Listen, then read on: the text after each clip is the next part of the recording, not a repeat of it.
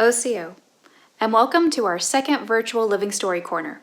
This segment will be about how to grow your hair out like your ancestors. Just kidding. This segment will be about bird stories from Cherokee culture. The first story is how the turkey got his beard. The turtle was just celebrating a victory, having just won a race against the rabbit. And the other animals wondered how in the world did he do it? So everyone concluded that he must be a great warrior with strong medicine.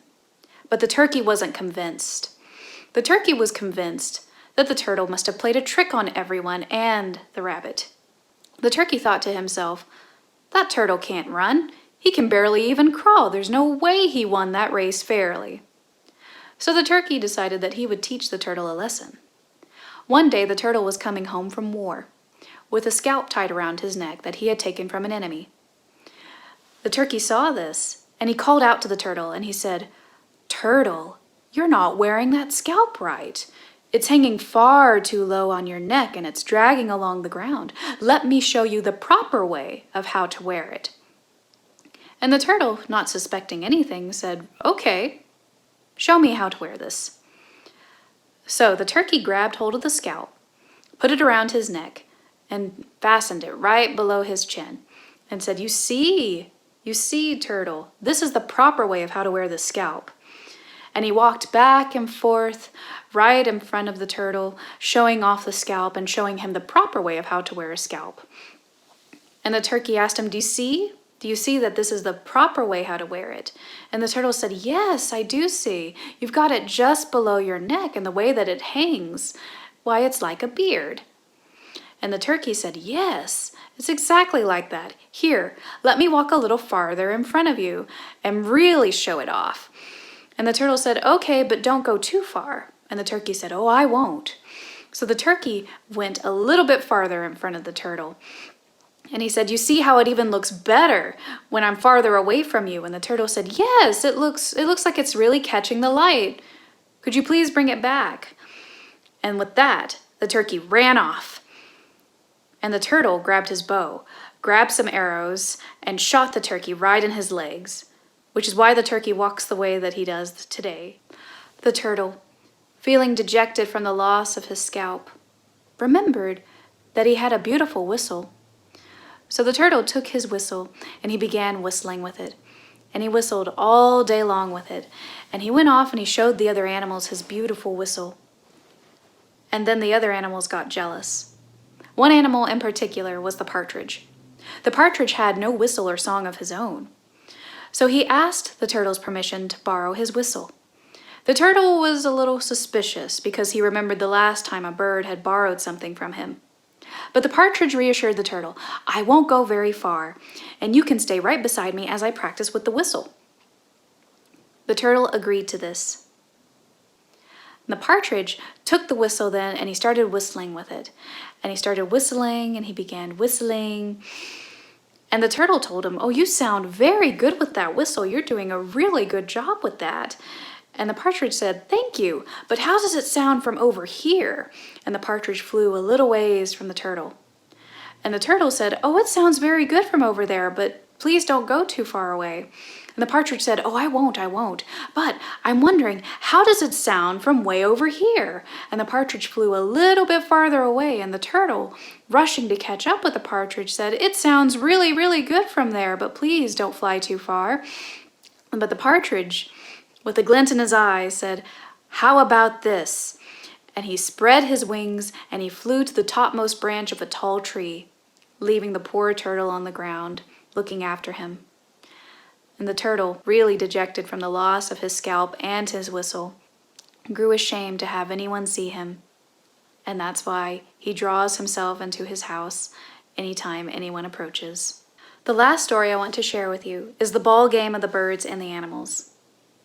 In the old days, the birds and the animals came together to play a great ball game against one another. The captain of the animals was the bear, who was big and strong and had long claws and big paws, and he swiped through the air. And he boasted that that's what he would do to any bird that tried to steal the ball away from him. The turtle drew himself up on his hind legs and sat down with such a force that the earth shook below him, and he boasted that that's what he would do to any bird that tried to steal the ball away from him.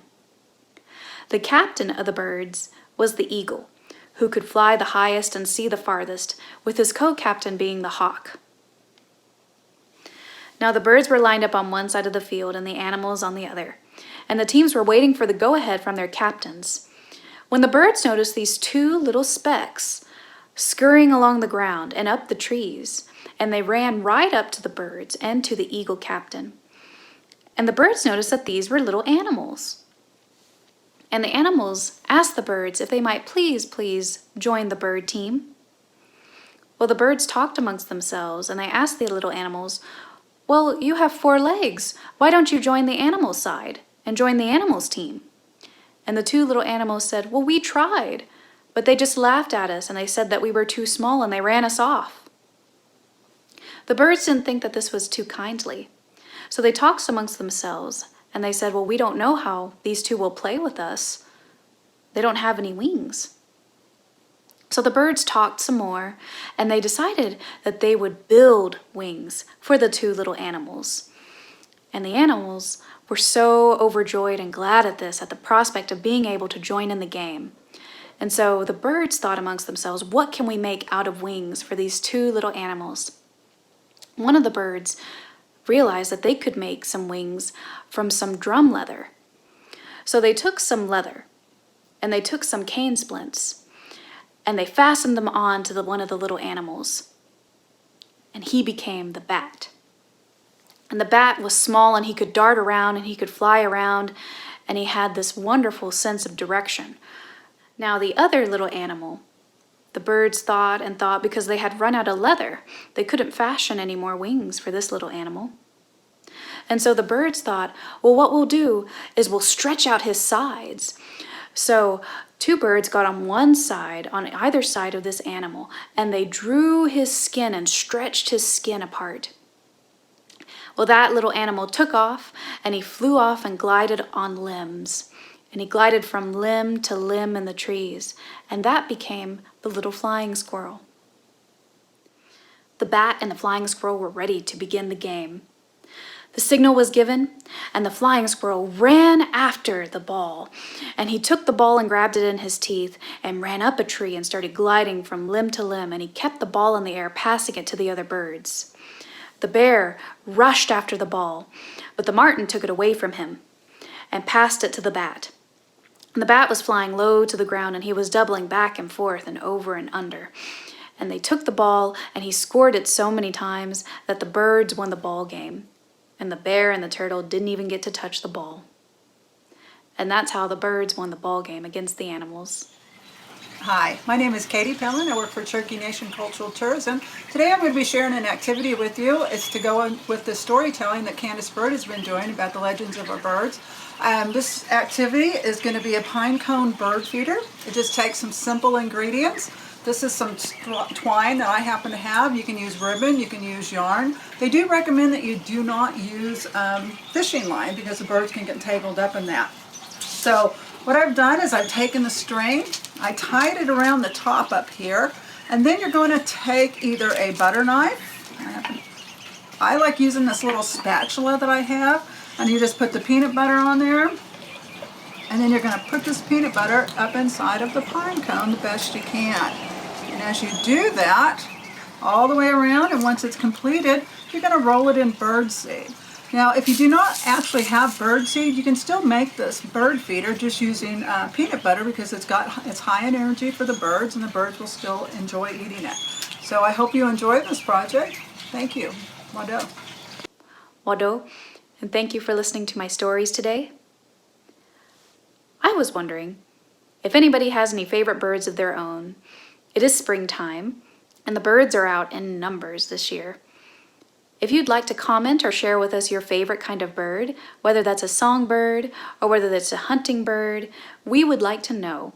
If you have a drawing of a bird, please share it with us in the comments below. Wado, and thank you for joining us.